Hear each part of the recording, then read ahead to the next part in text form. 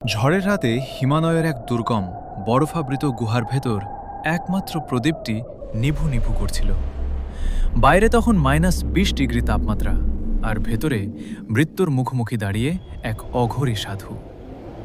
তীব্র তুষার ঝড়ে পথ হারিয়ে তিনি তখন শেষ নিঃশ্বাসে মহাদেবের আরাধনা করছেন।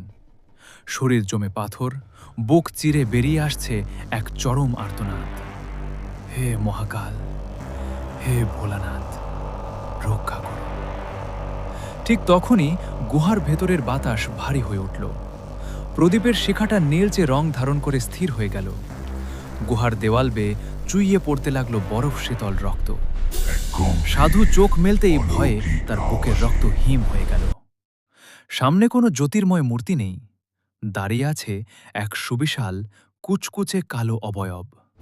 তার চারটে হাত, গলায় জীবন্ত সাপের হিসহিসানি, আর কপালে জ্বলছে রক্তবর্ণের একটি চোখ। সেখান থেকে কোনো আলো নয়, বেরোচ্ছে তীব্র অন্ধকার। এক গম্ভীর অলৌকিক আওয়াজে প্রতিধ্বনিত হল, তুই তো তোর অহংকার আর মৃত্যুকে ভয় পাচ্ছিস, আমাকে নয়।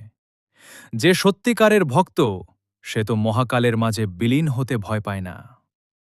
সাধু কিছু বোঝার আগেই দেখলেন সেই মূর্তির হাতের ত্রিশূলটা তার নিজের বুকের দিকে এগিয়ে আসছে।